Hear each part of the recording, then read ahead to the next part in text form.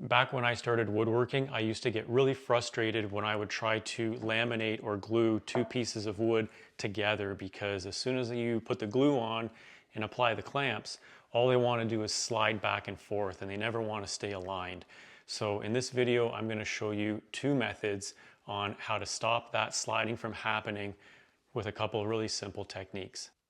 The first method I'm going to show you for laminating two boards together involves ordinary brad nails.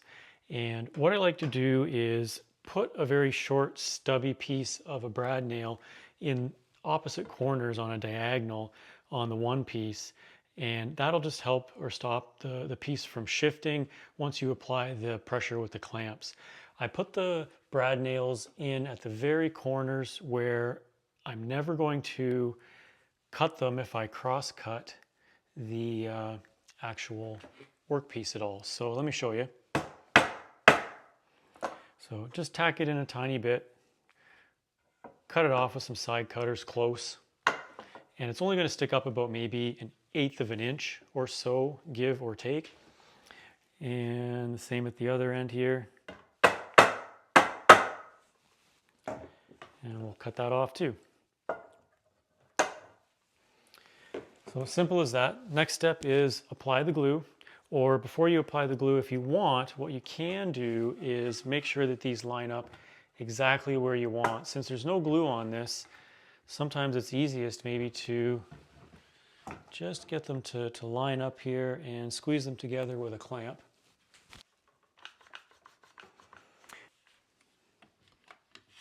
Perfect. So that just makes the holes or the indentations. So we'll quickly pop those apart and we'll add some glue. Now the other thing that I did with these two pieces is I took my hand plane and smoothed the milling marks off of each face just to make sure that they're really flat, so they're going to stick together super well. But let's get some glue on this and spread it around and we'll get this show on the road here.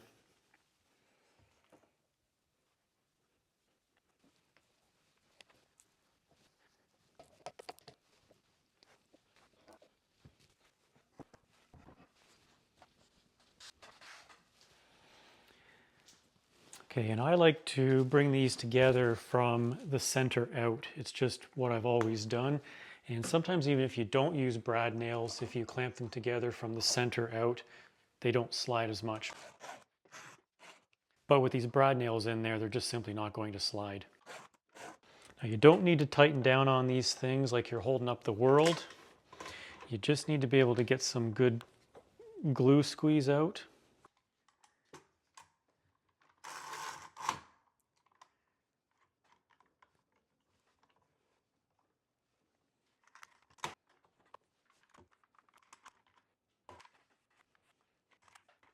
Probably need a little bit of pressure on the tops, on the ends here actually. So we'll get just a bit there. And probably just a little bit on the other end here too. The other thing I like to do is just mark the corner where those brad nails are. And that way I know their exact locations down the road. Okay, I've heard about this other method for laminating two pieces of wood together to stop them from sliding using simple table salt. So that's what's in this one little container. So we're going to try that and see if it actually works. So we'll put it to the test.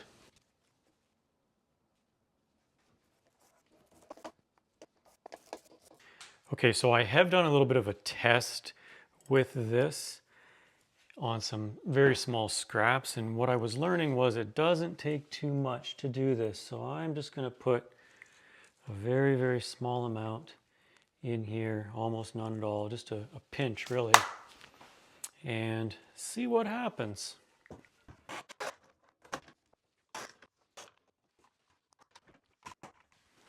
So I actually don't think these pieces are wanting to slide using a bit of salt. Okay, so there you go. That's two methods for laminating a couple pieces of wood together to make them thicker. You've got the brad nail tip and you've got the table salt trick or tip, which I've never used before, but it seems to work okay. I didn't mind it one bit at all. I think the main thing to keep in mind is just don't use very much salt when you're doing it. I tried it on a couple test pieces, and you can certainly overdo it very easily, even when you don't think you're using very much. Now, with the case of my Rubo bench and these legs that I want to laminate together, they're soft maple, so they're a very white, light colored wood.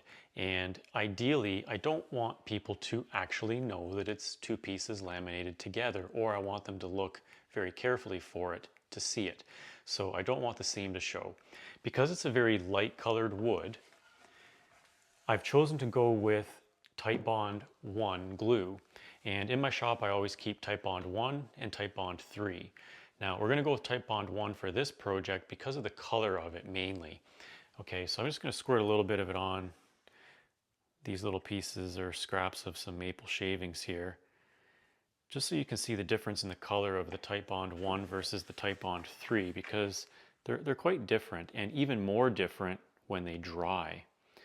So as you can see with the Titebond 1 here on the left, it's a very whitish yellow type of a glue, and when it dries it doesn't really change in color a whole lot compared to how it is right now. Whereas with the Titebond 3, you can definitely see that it's a sandier brown, a taupe, or a light brown color, but when it dries it gets actually quite dark. So if you laminate a really light colored piece of wood together and the glue dries nice and dark, it's actually going to probably show that seam, or you're going to notice it. Now, a couple things I should tell you about Titebond 1 is it has a pretty fast tack time, or a short open time. And what that means is you don't have very much time from the time you put the glue on the two surfaces and bring them together and in contact with each other before it sets up enough that you're not going to be able to slide the pieces, move the pieces, or manipulate them in any way. So there's a bit of a disadvantage to using Titebond 1 on some projects, because if you have a complex glue up with a lot of pieces that you need to get together before you put any clamps on, you might not be able to move the pieces and shift them at all to get your project square, for example, during that glue up. You probably have about, I would say, 5 to 10 minutes from experience when I've used Titebond 1 before it's going to be very tough for you to move the parts around. Titebond 3, on the other hand, has a much longer open time, and in my experience you've probably got like 15-20 minutes where you can actually manipulate and move the parts around before they set up so much that you can't move them. It's food safe, so if you have to make cutting boards or anything that's going to come in contact with food, it's a great selection for that.